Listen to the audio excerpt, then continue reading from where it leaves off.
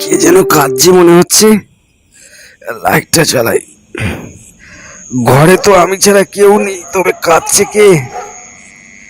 বাইরে থেকে শব্দটা আসছিল হয়তো। দূর, একে তো প্রচন্ড শীত, আর তাছাড়া এখন 1:30 বাজে। কে এই কম্বল ছেড়ে এখন উঠবে? যে যা পারে করুক গে। আমি শৈশব, পেশায় একজন ফটোগ্রাফার। পুরোনো দিনের ফটো নিজের ঘরের গ্যালারিতে রাখা আমার একটা নেশা বলতে পারেন। সেদিন রাতে আমার সাথে যে ঘটনাটি ঘটেছিল, নেহাত আমি সেই ঘটনাকে পাত্তা দিইনি। মা, ও মা, খাবার রেডি করো, বেরোতে হবে। তুই যে কখন ঘুমাস আর কখন যে ঘুম থেকে উঠিস কিছু বোঝা যায় না বাপু। আবার এত সকাল সকাল কোথায় বেরোচ্ছিস? এ বাবা, তুমি তো সব গুলিয়ে ফেলেছো দেখছি।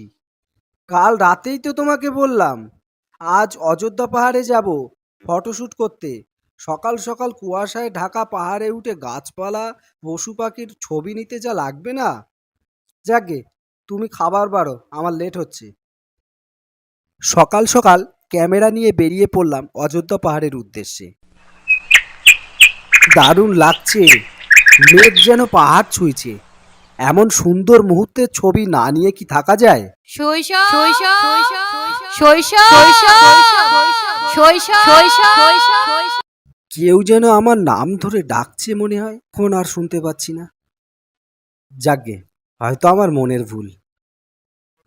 শৈশব শৈশব শৈশব। এবার আমি নিশ্চিত আমাকে কেউ ডাকছে, বাট কে? কে তুমি? কে তুমি? কে তুমি? আমাকে চেনো কি? চেনো কি? হ্যালো হ্যালো হ্যালো হ্যালো, কে তুমি? সামনে এসো, সামনে এসো। কি হলো? কি হলো? কি হলো? দূর, কোনো সাড়া পাওয়া যাচ্ছে না। যে হয় হোক গে, বাড়ি যাই এবার। বাজারে না গেলে বাড়ি আবার রান্না বন্ধ হয়ে যাবে। হ্যালো।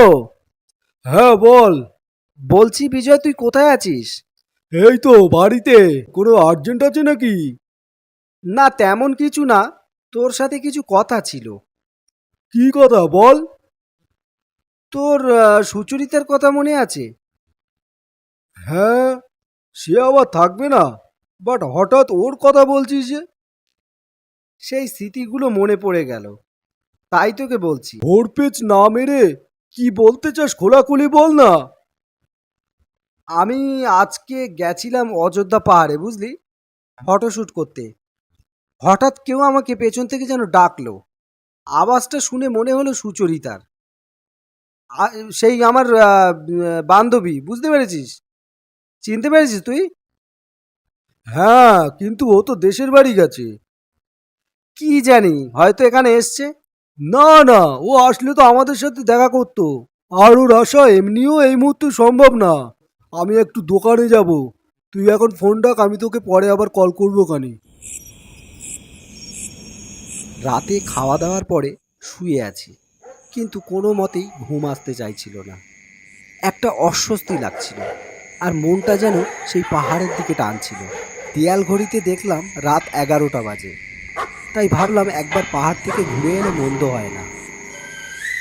যা ভাবার তাই কাজ। ক্যামেরাটা সাথে নিয়ে সোজা চলে গেলাম পাহাড়ে। দু একটা ফটো তুলতে না তুলতে আবার সেই ডাক শুনতে পেলাম, কিন্তু সেই ডাকটা এবারে আমার একেবারে কাছ থেকে পেলাম। সুশোভন, কি ব্যাপার? তুমি এত রাতে এই পাহাড়ে? আর তুমি কবে এসছো এখানে? আর তুমি কি সকালবেলা আমাকে ডাকছিলে? হ্যাঁ আমি তোমাকে ডাকছিলাম। তুমি এখানে কবে আসলে? আর এসেছো যখন আমার বাড়িতে যেতে পারতে। তুমি এভাবে লুকিয়ে লুকিয়ে আমাকে ডাকছো কেন? সব ঘটনা আমি খুলে বলছি, তুমি মন দিয়ে শোনো। বিজয় আমাকে ভালোবাসতো, কিন্তু আমি ভালোবাসতাম তোমাকে, সেই প্রথম দিন থেকে। বিজয়?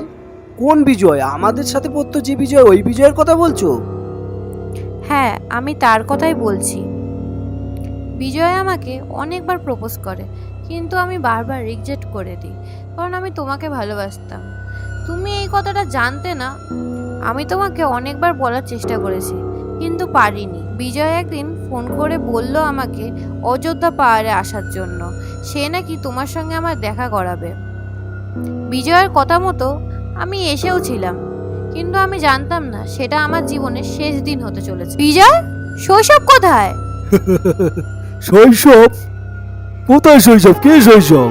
ওই শৈশবের জন্য আমি আমার ভালোবাসা পেলাম না, আর তোমাকেও আমি তোমার ভালোবাসা পেতে দেবো না। তোমাকে প্রপোজ করেছি, কিন্তু তুমি প্রত্যেকবার আমাকে রিজেক্ট করেছো। আজ তোমার শেষ দিন।